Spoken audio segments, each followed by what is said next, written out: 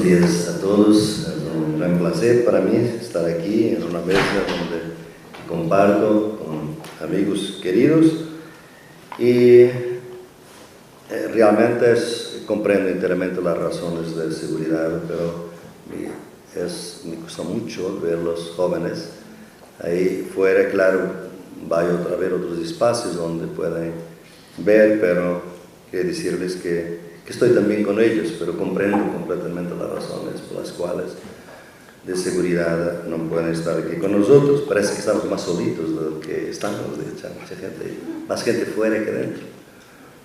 Yo dedico mi charla, obviamente tendría que ser con mucho gusto a Hugo Zimmermann, un amigo querido que falleció reciente. Y la dedico también al pueblo birrárica, que está luchando por la defensa de sus pueblos, sus territorios sagrados de Wirikuta, contra una minera canadiense que ya tiene la concesión y que quizás va a destruir esos territorios y la vida, la memoria, la historia, la cultura del pueblo en San Luis de Potosí. Para ellos pido vuestra solidaridad, porque las luchas, como van a oír, hoy en día necesitamos realmente, no de cierre, pero de apertura, para podernos crear alianzas desde el sur para enfrentar a un enemigo de este capitalismo salvaje que tenemos hoy, combinado con colonialismo, combinado con patriarcado, y que está destruyendo tantas vidas, tantas expectativas en todas partes del mundo. Entonces, en ese sentido, voy a empezar para vos decir, realmente me parece hoy que es claro que hay un agotamiento epistemológico, teórico y político en el llamado norte global, Europa y Norteamérica. Después de 5 siglos a enseñar al mundo cómo deberían hacer sus cosas, estos países no saben resolver sus propios problemas. Esto es una señal de agotamiento. Año pasado estaba enseñando en la Universidad de Londres y mis estudiantes eran de África, de América Latina y de Asia, y me preguntaban: profesor, ¿cómo es esa crisis en el sur de Europa? Con todos esos problemas en el sur de Europa.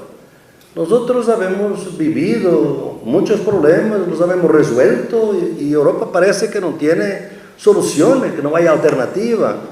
Yo trabajo mucho con los indignados del sur de Europa, entonces ellos estaban un poco perplejos. ¿Cómo es posible que aparentemente no haya alternativa al neoliberalismo en Europa? Yo les decía, realmente es así. Hay sentimiento de agotamiento de algo donde las instituciones del norte parece que no funcionan. Hay algo perverso. La mejor metáfora es el apagón del gobierno federal norteamericano hoy en día. ¿Cómo es posible que el gobierno más poderoso del mundo, que hace espionaje sobre toda la gente del mundo, que quizás está recibiendo esta información ahora y la está transmitiendo? Les gustaría dar un mensaje personal a ellos, ¿no? Pero quizás el apagón federal está perjudicando la vigilancia, ¿no?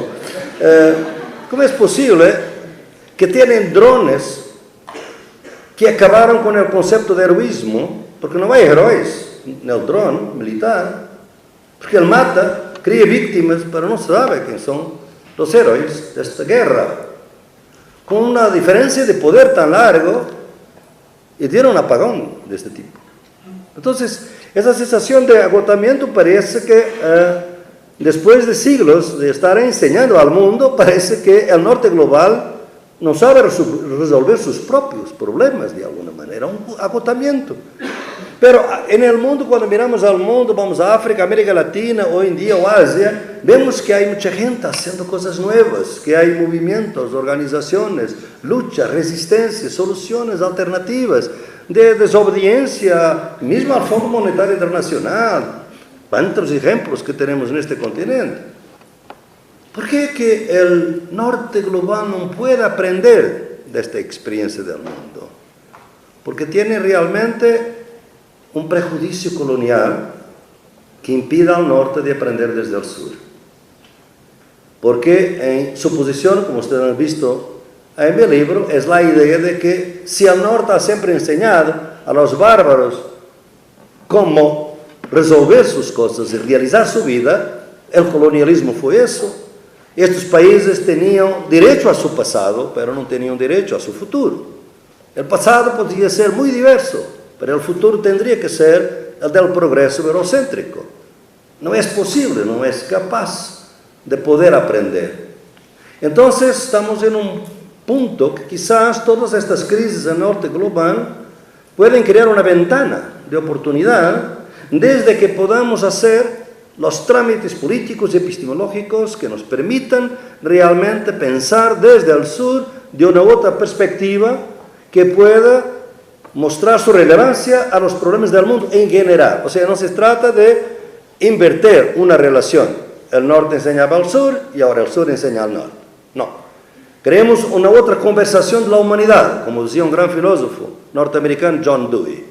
Y que podamos realmente entender que tenemos relaciones no horizontales o relaciones horizontales para nos podermos entender en el mundo.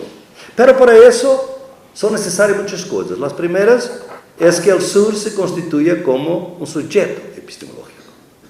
Porque en este momento el sur, ya vamos a ver qué es el sur, es un objeto epistemológico. No es un sujeto. ¿Qué quiere decir esto? Un sujeto es lo que puede representar al mundo como suyo. Si nosotros podemos representar al mundo como nuestro, podemos transformarlo. Si el conocimiento que tenemos del mundo no nos permite representarlo como nuestro, sino como ajeno, tampoco no podemos transformar. Y de alguna manera las ciencias sociales eurocéntricas y el pensamiento eurocéntrico crearon esa idea de que la gran parte de la población del mundo se sintió exilada en su propio mundo. Se sintió en el pie errado de la historia, en el lado errado de la historia. Y por eso no pudo representar el mundo como suyo. Y eso es que es la gran tarea de una nueva epistemología, de una nueva política, es permitir exactamente una representación que cree esa gran posibilidad de poder representar el mundo como nuestro. Ustedes se miran las ciencias sociales, son en general un gran instrumento para mostrar que los países fuera del norte global no están en condiciones de se representar a sí mismos. Ustedes, por ejemplo, los que estudian sociología, ¿vieron quiénes son los fundadores de la sociología? Todos me van a decir, Durkheim, Max Weber y Marx. No, sí, son importantes. Pero hay un otro gran fundador de las ciencias sociales, que es Ibn Khaldun, que vivió en el siglo XIV, nació en 1332 en Túnez. Claro, si ustedes están estudiando sociología en la Facultad de Sociología de Rabat, en Marruecos, claro que Ibn Khaldun es considerado uno de los fundadores. Y sabemos hoy que Durkheim fue a buscar sus ideas de solidaridad orgánica a Ibn Khaldun, porque fue traducido en el siglo XIX. Pero nadie habla de eso. Ustedes estudian los tipos ideales de Max Weber, y obviamente que las sociedades nunca se aproximan. Pueden aproximarse más o menos los tipos ideales, pero nunca llegan, porque son ideales los tipos, ¿no? De familia, de Estado, lo que sea. Pero hay una cosa interesante, es que las sociedades del norte global se aproximan siempre más de los tipos ideales que las sociedades del sur. Esta es la trampa. Ustedes estudian un concepto fundamental que es la distinción entonces entre comunidad y sociedad. Gemeinschaft y Gesellschaft. Un concepto fundamental de la sociología moderna. Y claro, el futuro está del lado de la Gesellschaft, de la sociedad. Del otro lado está la comunidad. ¿Quién son las sociedades que están más cercanas al principio de la sociedad? Norte global. Las otras están en el lado errado de la historia, en la comunidad. Miren, por eso es un conocimiento que de alguna manera retire la posibilidad de representar al mundo como nuestro, de una manera que podamos no sentirnos en el mundo como en nuestra propia casa. Y eso fue lo que el colonialismo y el capitalismo hizo, de una manera muy, muy tajante. Entonces, para descolonizar un poco empezar un proceso histórico que quizás va a ser de generaciones y que va a cambiar las universidades, por supuesto, los currículos de la universidad, porque como costumbre decir, en las universidades enseñamos el conocimiento de los vencedores, nunca el conocimiento de los vencidos. Y eso está en la calle, está en las luchas. El conocimiento nacido en la lucha raramente entra en nuestras universidades. Puede entrar por alguna ocasión ceremonial, pero no está. Vamos entonces a ver lo que es el sur primero. Hoy en día se habla mucho de diálogo sur-sur y hay que ver las trampas que todo esto puede crear. Hay un primer concepto que es el concepto geográfico, inerte de un punto de vista sociológico, que son los países del hemisferio sur. No es un concepto que nos interese, porque este sur incluye Australia, que desde un punto de vista geopolítico es norte. Y obviamente Haití no es parte del sur, es parte del hemisferio norte. Este concepto no nos interesa. Hay un otro que es geopolítico. Son los países que sufrieron el capitalismo y el colonialismo, de alguna manera. Un concepto geopolítico donde podemos realmente coincidir de alguna manera con el geográfico. Estoy muy contento porque está gente entrando.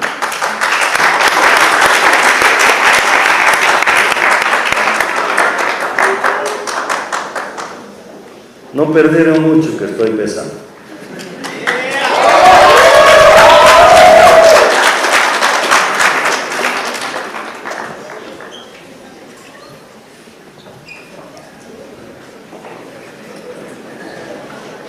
Como ves, a veces el poder es flexible, hay que luchar.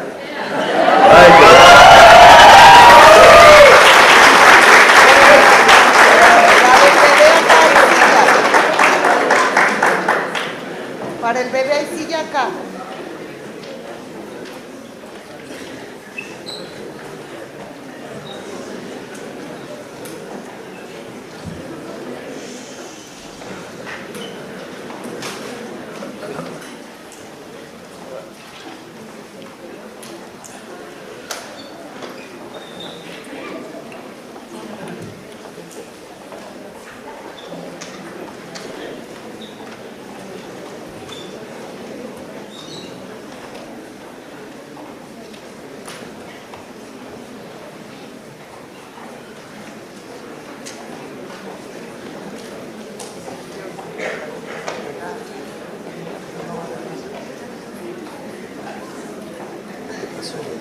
Mucha más gente, ¿no?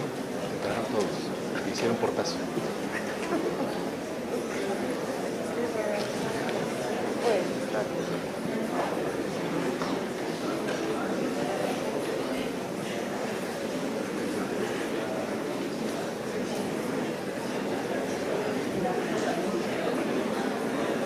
Vamos a pedir a Dios que no haya un sismo.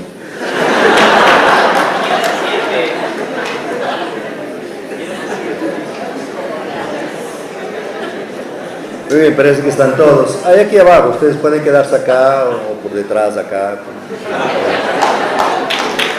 Bien, entonces, vamos a seguir nuestro trabajo. Vamos a seguir nuestro trabajo. Entonces, yo que estaba diciendo a todos, quizás los primero muy rápido, es que de hecho nosotros estamos en una tarea muy importante, que es de renovar las posibilidades de un conocimiento que se junte a las prácticas políticas que pueden ayudarnos a construir un mundo mejor. No interesa ahora la definición exacta de este mundo, pero es importante que podamos de alguna manera superar este sentido común del infierno neoliberal, capitalista y colonialista que ratifica el presente, que nos dice que no es posible una alternativa a este presente. Y en ese sentido es necesario crear, por así decirlo, una contrahegemonía, un pensamiento que desnaturalice las formas de opresión, de discriminación, de explotación, que de alguna manera nos dicen que hoy no hay alternativa a este estado de cosas en que un poder despótico nunca se disfrazó de manera tan creíble de democracia. Hoy el fascismo social se disfraza de democracia. Se usa la democracia para destruir la democracia.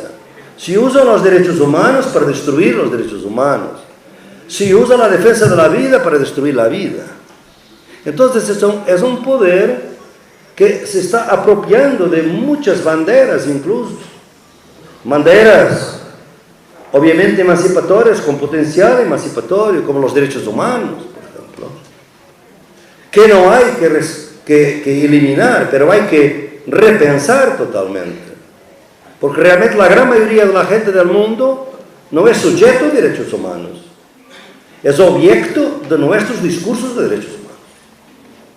Entonces yo estaba hablando de la necesidad de un otro tipo de pensamiento que no es un esfuerzo intelectual, es intelectual por supuesto, pero busca sobre todo una transformación política.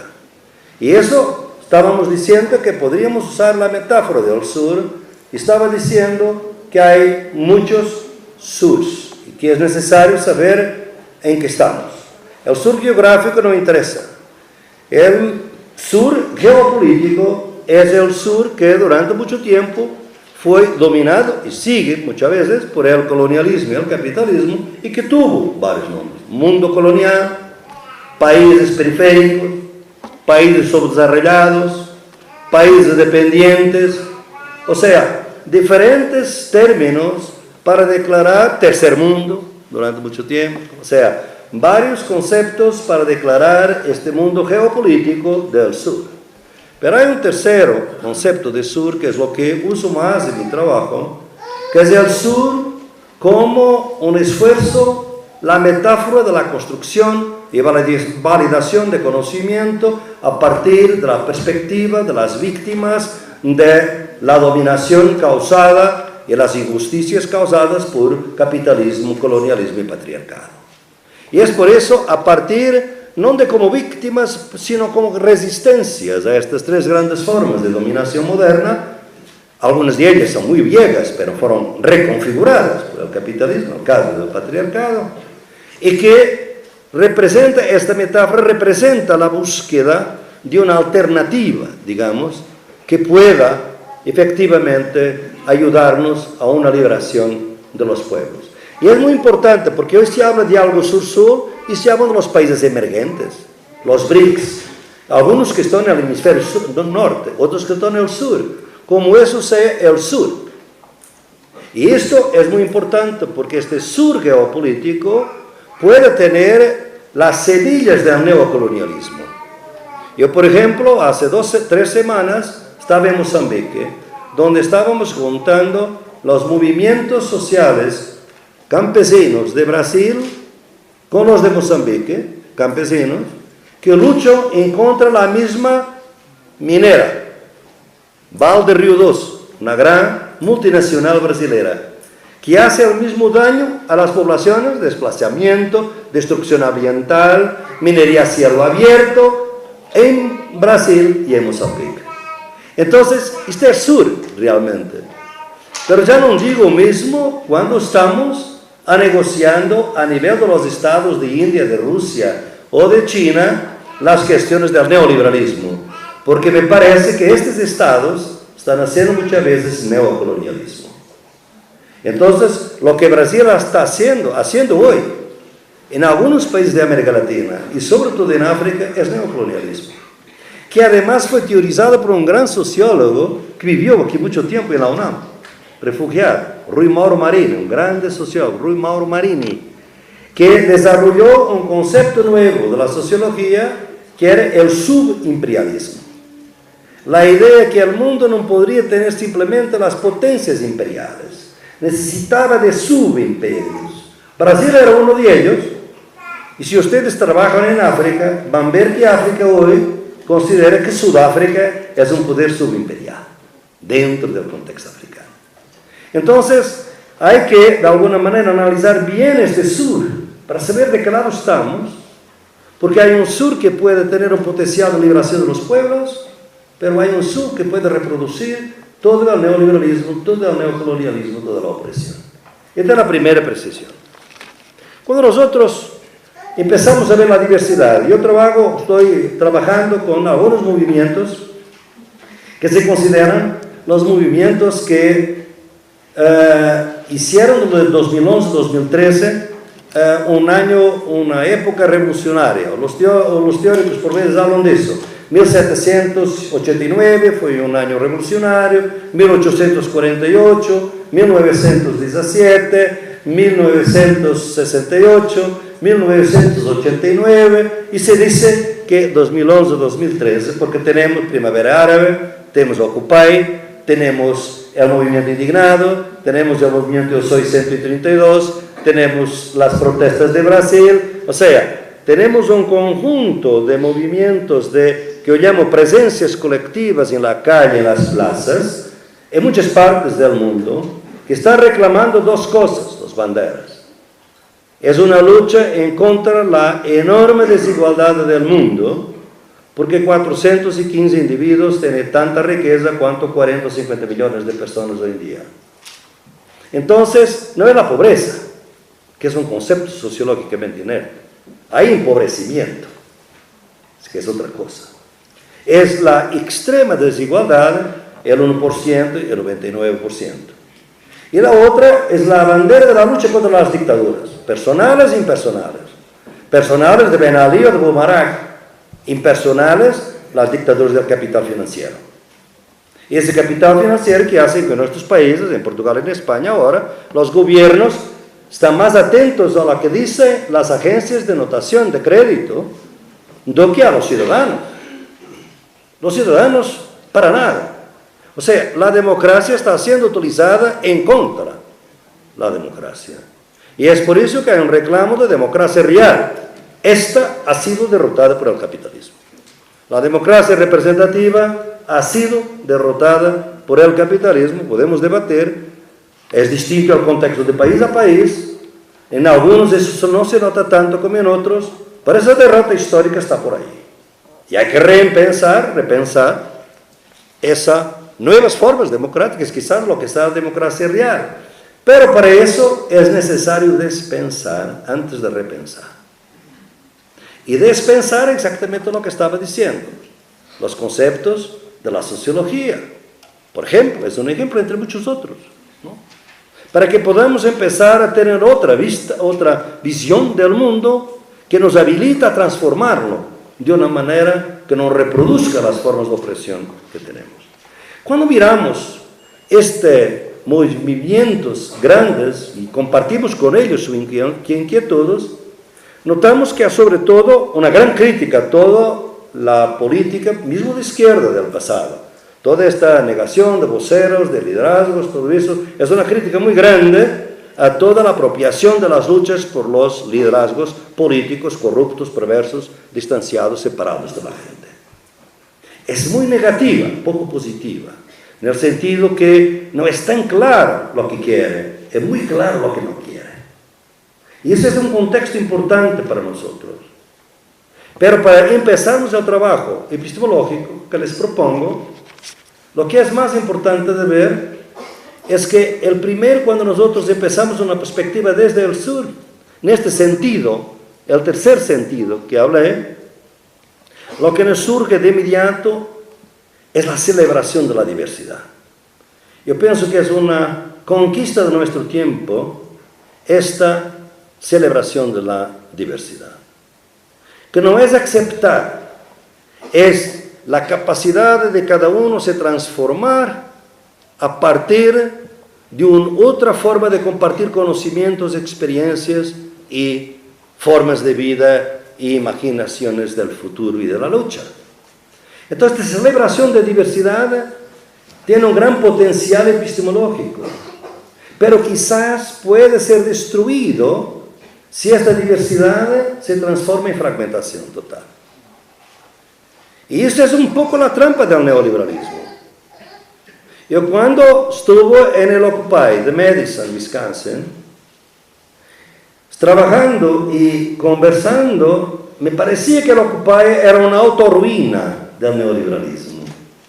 Porque los jóvenes, en su ansiedad, en su idea de la autonomía, el individualismo, estaban sin querer reproduciendo la ideología neoliberal. El neoliberalismo se había apropiado de ellos en su propia lucha. Y esto es la gran trampa de la hegemonía de nuestro tiempo, que se apropia de nosotros y por eso una transformación empieza por ser una autotransformación.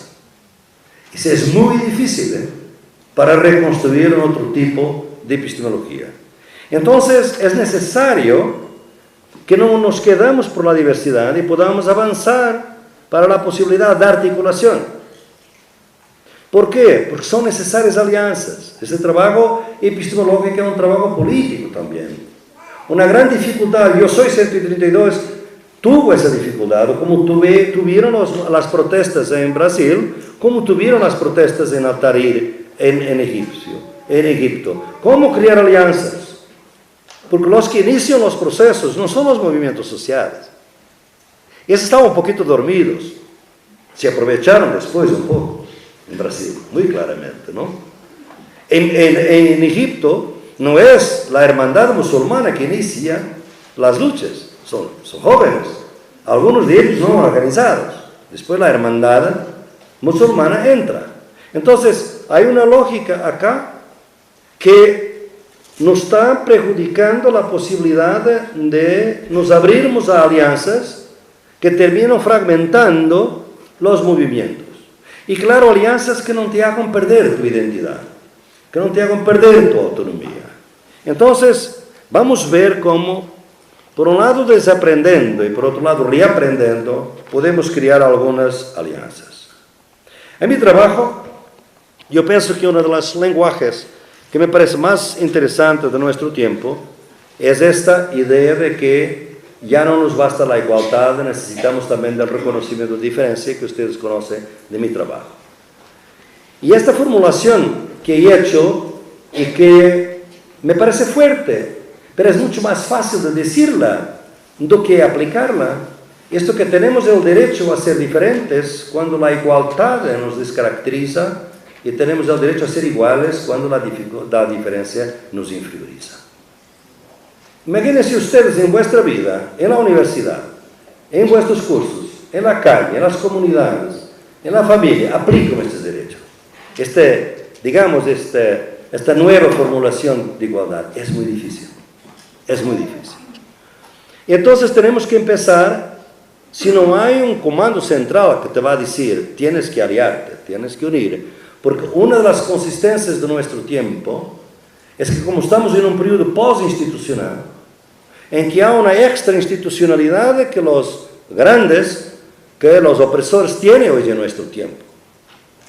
Podemos estar muy en contra de lo que era Osama Bin Laden, pero la manera como lo mataron y cómo se deshicieron de su cuerpo es extra-institucional. Es totalmente en contra de las convenciones de Ginebra. Es totalmente en contra de todo el derecho internacional. Entonces, cuando los jóvenes están en las calles, ellos son extra-institucionales. Están más allá de las instituciones. Porque las calles y las plazas son los espacios públicos que no están colonizados por el capitalismo financiero. Y por eso están en las calles y las plazas. Y por eso es difícil, porque en una plaza tú puedes hacer una protesta, pero la formulación política es más difícil de hacerse ahí. Ese es otro tipo de lucha que es la formulación política. Entonces, ¿cómo vamos a hacer para crear una epistemología que permita la posibilidad de la diversidad sin perder la diferencia, pero al mismo tiempo capacitando alianzas para estructuras de poder que son sobre todo cada vez más fuertes y cada vez más agresivas y, como digo, cada vez más extrainstitucionales? Yo he propuesto la traducción intercultural entre movimientos sociales y organizaciones. No tiene nada a ver con la traducción intelectual, lingüística que ustedes conocen, que es unilateral, que es intelectual, que es lingüística. Es una traducción recíproca entre movimientos y organizaciones, entre narrativas, entre conceptos, entre lenguajes, que nos pueden ayudar a encontrar una manera más exitosa de ampliar nuestras luchas. Cuando estábamos en marzo preparando el Foro Social Mundial de Túnez, por las protestas que había habido en esta región, había una gran idea de que el tema sería derechos humanos. Porque realmente muchas de las protestas habían mencionado derechos humanos, lo que había sido una sorpresa. Porque muchos decían, no, el mundo islámico no quiere saber de derechos humanos. Pero realmente había mucha resistencia que tenemos que respetar y que a partir de una epistemología del norte no podemos ver. Les doy ejemplo. ¿Cómo podría un egipcio aceptar, como nosotros en esta sala, la idea de los derechos humanos, por ejemplo?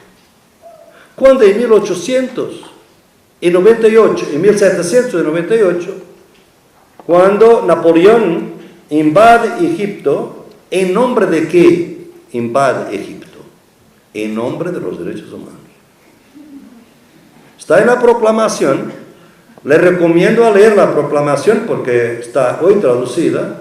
Fue en un pobre árabe coránico, como ha dicho un gran intelectual egipcio, pero hubo un cronista, Al-Jarabati, que testimonió, estaba presente, fue testimonio, ¿no? Testigo, ¿no? Presencial de la invasión. Y él descodifica, denuncia, analiza esta proclamación. Y entonces uno tiene que entender que históricamente un país que fue invadido en nombre de los derechos humanos tiene alguna resistencia a este lenguaje. Eso no la vamos a trabajar mejor. Y por eso, después de muchas discusiones, encontramos un término que podría realizar un poco traducción intercultural entre diferentes dramáticas de emancipación, el concepto de dignidad. Y el tema del Foro Social Mundial fue dignidad en los derechos humanos. Lo que muchos no conocían en el norte de África era que el concepto de dignidad es un concepto fundamental de los pueblos indígenas, de sus luchas. No lo sabían, pero de hecho los pueblos indígenas en el proceso no tenían ninguna dificultad con el concepto de dignidad, porque es un concepto que permite pensar desde su propia cultura, desde su propia vivencia y cosmovisión, un mundo mejor, un mundo más justo. Una otra cuestión que surgió es que para nosotros, y esto perjudica mucho las alianzas hoy a nivel de, por ejemplo, de continentes, de culturas, es la dialéctica de la relación entre derechos y deberes. Nosotros tenemos este concepto occidental de los derechos humanos, que es supuestamente universal, pero que no lo es en su genealogía, ya lo sabemos, pero que puede ser potencial para un cosmopolitismo insurgente, subalterno desde abajo, sí, pero como universalismo abstracto, no. Pero ese concepto es un concepto que pierde totalmente la dialéctica, la relación entre derechos y deberes. En 1947, la UNESCO decidió organizar una discusión entre intelectuales de varias partes del mundo y activistas sobre la Declaración Universal después de la guerra. Un gran filósofo francés era el presidente de esta comisión, Jacques Maritain.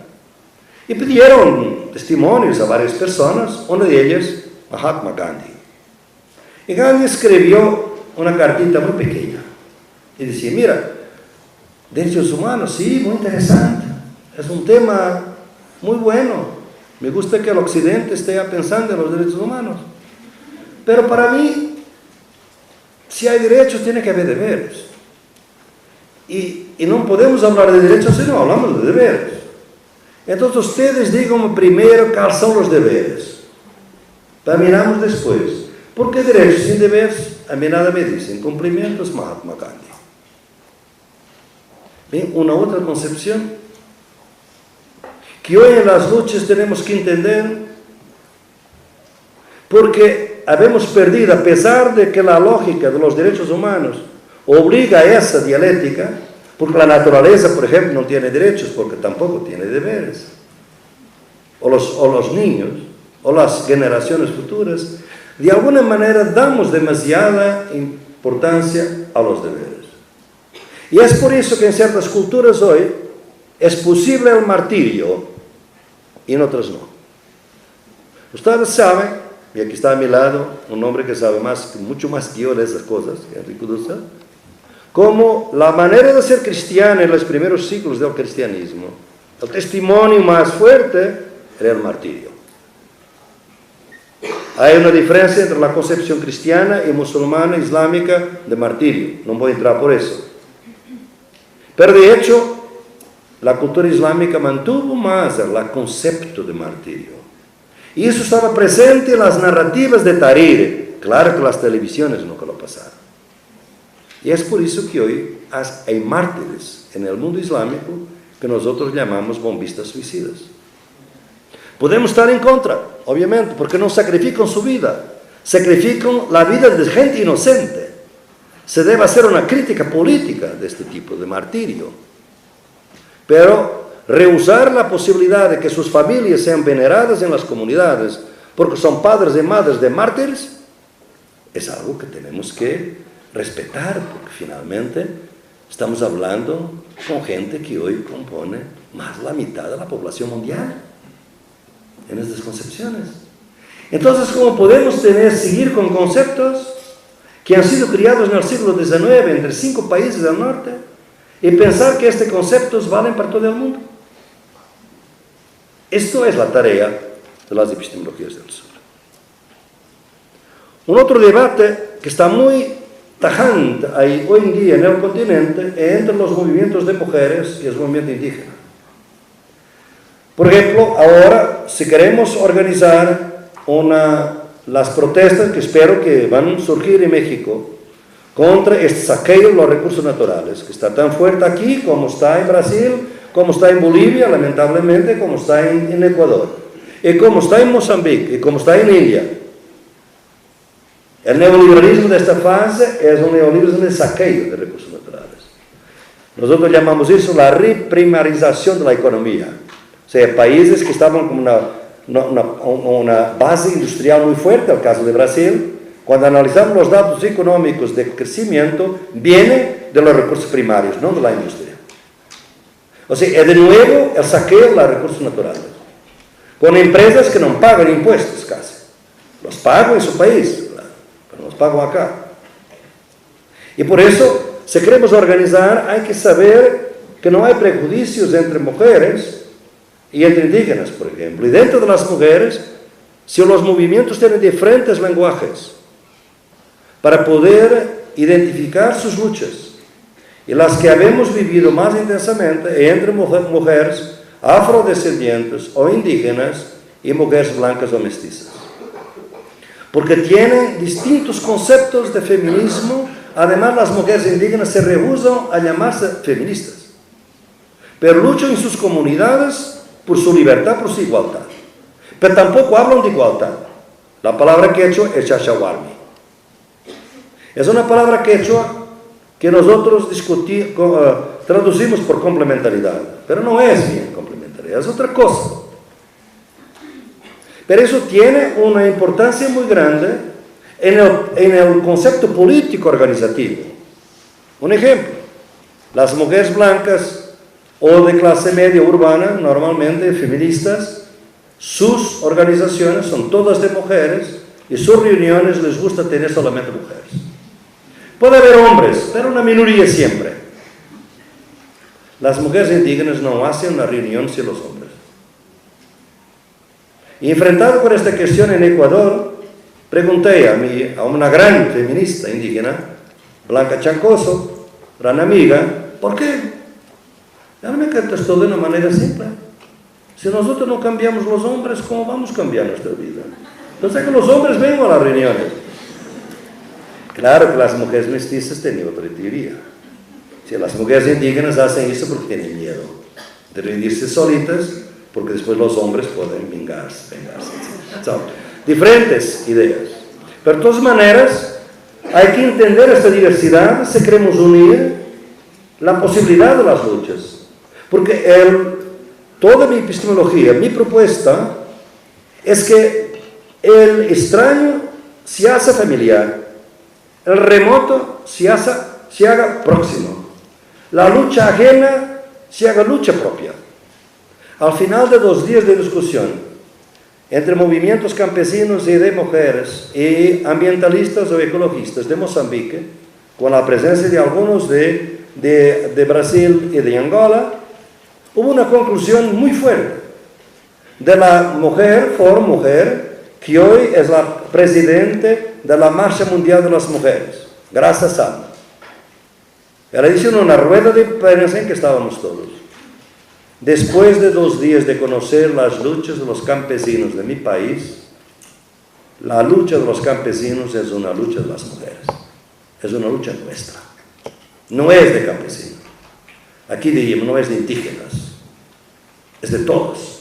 Entonces, ¿cómo vamos a hacer esta idea de que la lucha ajena sea una lucha propia? Y se exige un trabajo, porque no hay ningún partido político que nos diga la manera correcta. No hay ningún comando central que nos diga eso. Entonces tenemos que tener formas de conocimiento que nos permitan esto. Les doy otro ejemplo, todavía más preocupante para mucha gente. Es cómo incluir las nuevas relaciones entre espiritualidad y materialidad en las luchas. Hoy muchos movimientos en Asia, en África, norte de África muy claramente, en América Latina, movimiento indígena, se reivindica la idea de la espiritualidad. La idea de espiritualidad no es la religión, es casi al contrario, podemos decir. Pero es decir que el inmanente no reduce todo, no incluye todo. Hay dimensiones trascendentes de la vida que hay que reconocer. Unos pueden llamar religión, otros no.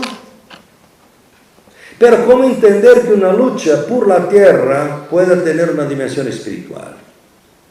El pensamiento eurocéntrico no lo permite. Nacemos con la idea de que éramos materialistas.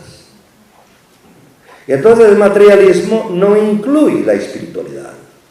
Pero la espiritualidad indígena es muy materialista.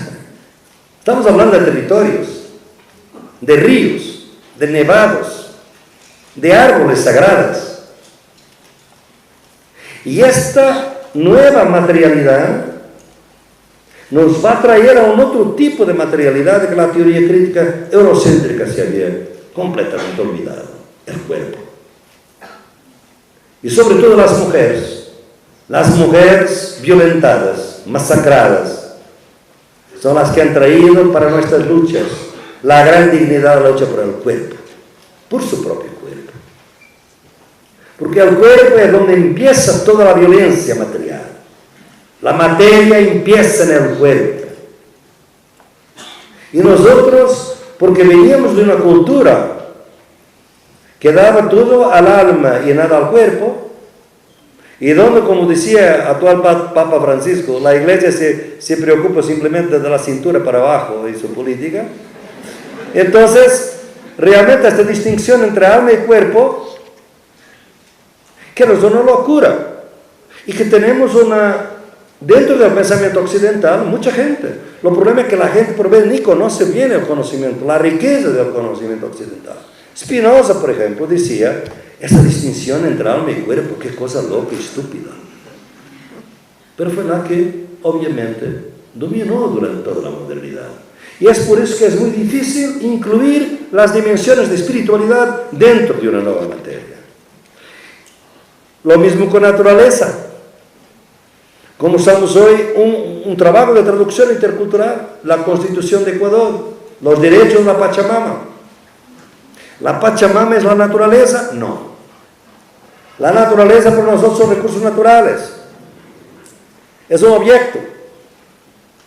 La Pachamama es un ser viviente que nos une al cosmos, en que su sangre hace parte de nuestra sangre y que la distinción entre naturaleza y nosotros no hace mucho sentido.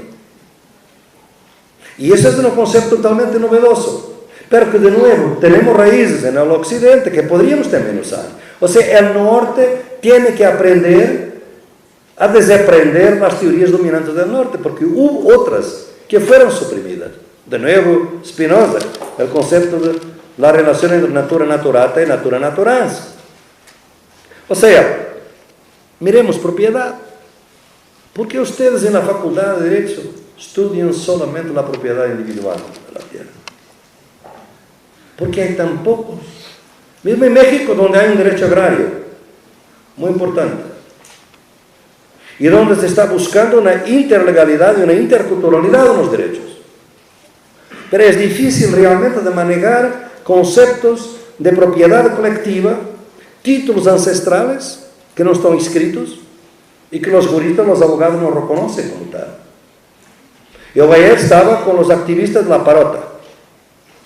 Ustedes saben que es un movimiento grande contra una represa que quizás va a tener éxito. Son más de 10 años de lucha. Por eso, ¿no? Es muy interesante cómo esta lucha ha usado no solamente el derecho a la consulta, después de una reconstrucción maravillosa, porque todos habemos teorizado cosas que vienen de la práctica, y esa es que es la teoría de retaguardia de que hablo. Las identidades son identificaciones. El pueblo de Parota era campesino, después se quedó indígena, por invención propia, para poder instrumentalmente usar la Convención 169. Pero muy bien, pero después utilizó el derecho agrario mexicano para hacer de la consulta algo vinculante. Miren la riqueza de este carácter híbrido de legalidades propias del Estado, contradictorio, de identidades que se cambian para poder lograr el éxito de una lucha. Todo esto exige un conocimiento más rico, más contextual y una apertura más fuerte, digamos, a la gran diversidad. Y por eso yo termino diciéndoles que si nosotros vamos a buscar zonas de contacto, porque ni todo se traduce. Yo no soy indígena, nunca podré ser indígena, un indígena nunca puede ser como yo o como tú. El problema es que crear una posibilidad de ver las diferencias que no nos impiden de colaborar, que no impiden la posibilidad de activar alianzas, articulaciones, que nos capaciten para una lucha política que cada vez exige más diversidad y que exige más fuerza. Y nosotros hoy, al contrario de la gente en el siglo XIX, ya no vamos a la lucha por razones extrañas, vamos a la lucha con razones propias. Esto es lo nuevo, y esto, claro, que crea otras posibilidades muy difíciles. Y aquí hay una cosa que les digo, y que también es un problema de desaprendizaje. Es que si ustedes se disponibilizan con estas formas de conocimiento a reconocer el otro, se van a dar cuenta que el reconocimiento está antes que el conocimiento. Nosotros, claro, reconocimiento. Quiere decir, primero conocer, después reconocer. Nosotros hoy, si vamos con eso, como nuestro conocimiento es todavía muy colonial, nos impide reconocer. Esta es la trampa del reconocimiento. Tiene que haber un momento prereflexivo de reconocimiento del otro, como humano, como presencia, que no está de ninguna manera teorizada, que yo reconozca como otro, que me permita después conocerlo y reconocerlo. Entonces, esto también es un aprendizaje muy, muy difícil, porque esta es una forma de educación popular distinta. Y por eso los contextos en que nosotros podemos aprender van a ser varios. No hay que buscar contextos. Sea un grupo de estudiantes, sea un grupo de campesinos, sea un grupo de jóvenes, son bandas, son lo que sea. Hay todo un campo de trabajo donde se puede empezar a trabajar de esta forma. Hay momentos macro level que son muy importantes. Una transformación en Bolivia, una transformación en Ecuador, claro, cosas muy importantes para nosotros en este tipo de traducción intercultural, de una constitución moderna, colonial, que tiene elementos quechua o elementos aymara. Pero los pactos de San Andrés eran un intento muy fuerte a también crear interculturalidad dentro de la Constitución mexicana. Fracasó ahora, pero quizás es una lucha histórica mucho más grande. Pero por otro lado, hay trabajos que no son de macro level, son de micro level. Son de transformaciones pequeñas. Yo he propuesto estos talleres de la Universidad Popular, los movimientos sociales. Estamos realizando varios, vamos a realizar uno ahora en Bolivia y vamos a realizar otro en Brasil. Son talleres donde durante 2 días, 40 personas no más, 1/3 intelectuales comprometidos con los movimientos y 2/3 son movimientos sociales, organizaciones o individuos de diferentes movimientos o organizaciones. Mujeres, indígenas, ecologistas, gays, lesbianas, lo que sea. Porque la idea es crear la diversidad para permitir la traducción entre narrativas. Porque es por la narrativa que nosotros nos movemos. Y cada movimiento tiene su narrativa. ¿Ven cuál fue la fuerza bíblica de una narrativa? Como es la narrativa de David y Goliat. Es una narrativa. Y David se quiso luchar con él contra Goliat. No pudo poner las armas, las armaduras metálicas, porque pobrecito, era muy pesado y no podía caminar. Pero vio unas piedritas que él podía utilizar. Y con las piedritas ganó a Goliat. Esta imaginación creativa de las luchas es lo que nos exige una otra epistemología que parte desde abajo. O sea, no puede teorizar todo porque todo es fractal y surge de las luchas. Por ejemplo, ayer cuando estábamos hablando de la parota, las personas dicen, ¿cómo podemos hacer una sociología de emergencias? Algunos saben mi concepto. Pero podemos ampliar la lucha. Estábamos discutiendo. Supongamos que hacíamos de la parota o de Viricuta, do pueblo Virra Rica y otros que están en la lucha, Xerém, zonas libradas de megaproyectos.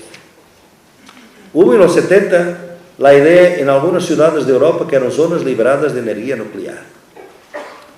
Supongamos que creamos esta idea de concepto de zonas libradas de megaproyectos.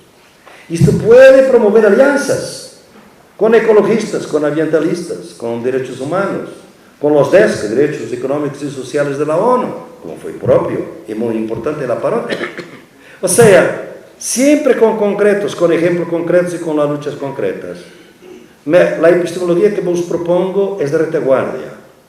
Camina con los que van más despacio, con los que están a punto de desistir, con los que no son vanguardias, los que saben que tienen muchas dudas.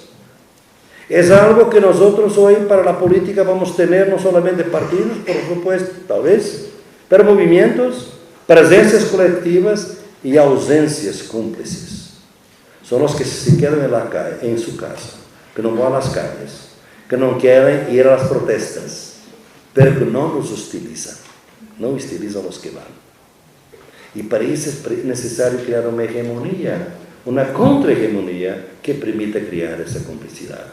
O sea, es por esa retaguardia de facilitar, por veces, despolarizando, que es como ustedes ven con los ejemplos que he traído, despolarizando entre grupos oprimidos o excluidos y polarizando con el enemigo, con el adversario.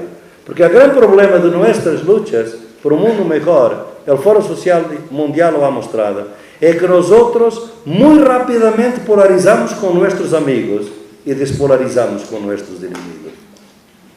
Tenemos que ser lo contrario. Y esta es la propuesta que les hago para una propuesta de una vida digna después del progreso de la barbarie neoliberal y después de la barbarie del progreso. Muchas gracias.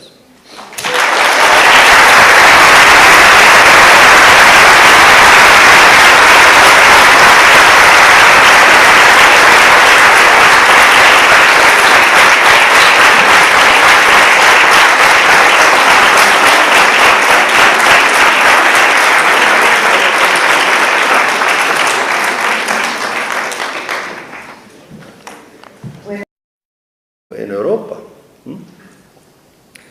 Yo le decía, realmente es así, hay ese sentimiento de agotamiento de algo donde las instituciones del norte parece que no funcionan, hay algo perverso.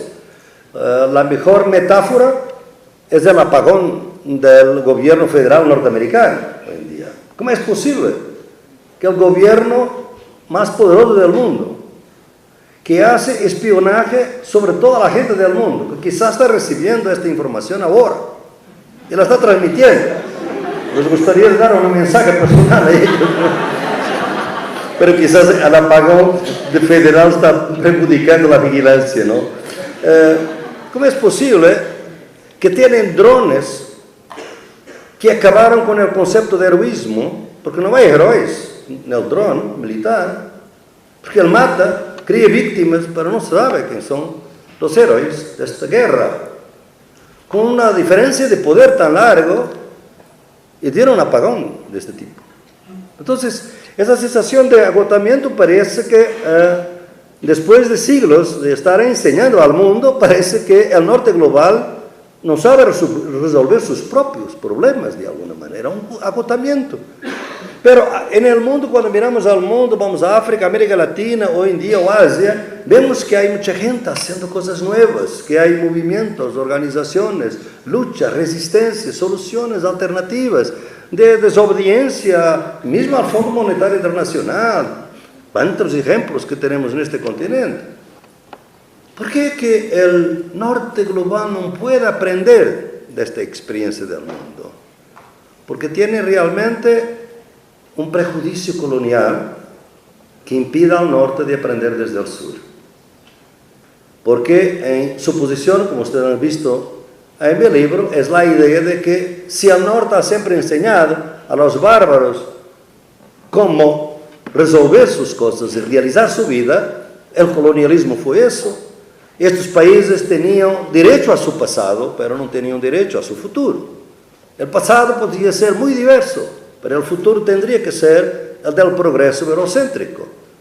Con mucho gusto a Hugo Zimmermann, un amigo querido que falleció reciente. Y la dedico también al pueblo birrárica, que está luchando por la defensa de sus pueblos, sus territorios sagrados de Viricuta, contra una minera canadiense que ya tiene la concesión y que quizás va a destruir esos territorios y la vida, la memoria, la historia, la cultura del pueblo en San Luis de Potosí.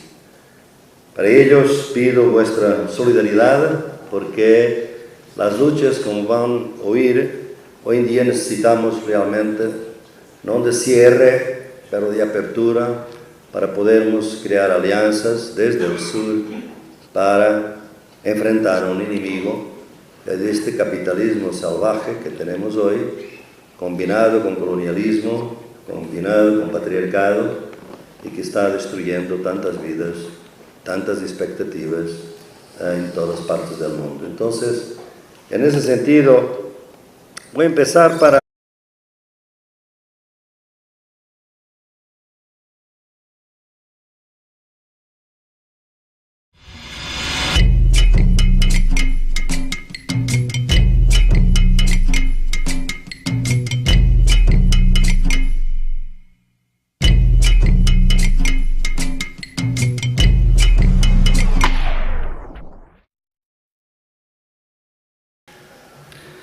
Buenos días a todos, es un gran placer para mí estar aquí en una mesa donde comparto con amigos queridos y realmente comprendo enteramente las razones de seguridad, pero me gusta mucho ver los jóvenes ahí fuera. Claro, vaya otra vez a otros espacios donde pueden ver, pero quiero decirles que estoy también con ellos, pero comprendo completamente las razones por las cuales de seguridad no pueden estar aquí con nosotros. Parece que estamos más solitos de lo que estamos, de hecho, mucha gente, más gente fuera que dentro.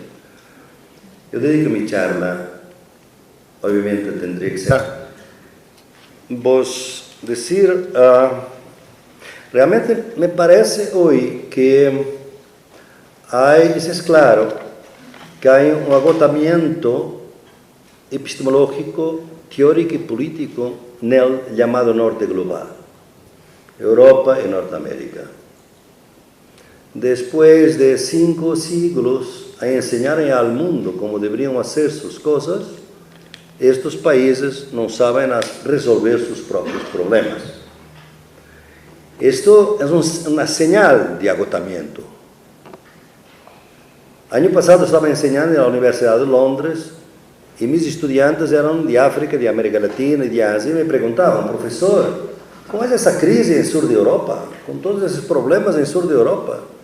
Nosotros hemos vivido muchos problemas, los hemos resuelto y Europa parece que no tiene soluciones, que no hay alternativa. Yo trabajo mucho con los indignados del sur de Europa, entonces ellos estaban un poco perplejos. ¿Cómo es posible que aparentemente no haya alternativa al neoliberalismo?